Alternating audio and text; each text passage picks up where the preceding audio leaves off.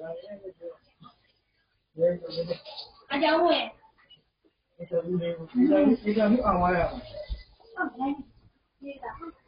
အမင်းဝင်နေဒီမှာဒီတော့တားလို့ဒီတော့တားမလို့ပါနဲ့လို့နှလုံးရောဂါရပါတယ်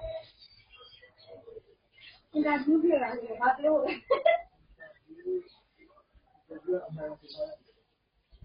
ဟာလား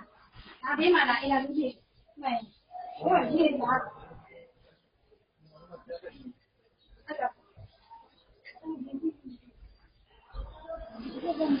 ဘာမှမကြောက်ဘူးဘာမှမပြောဘူး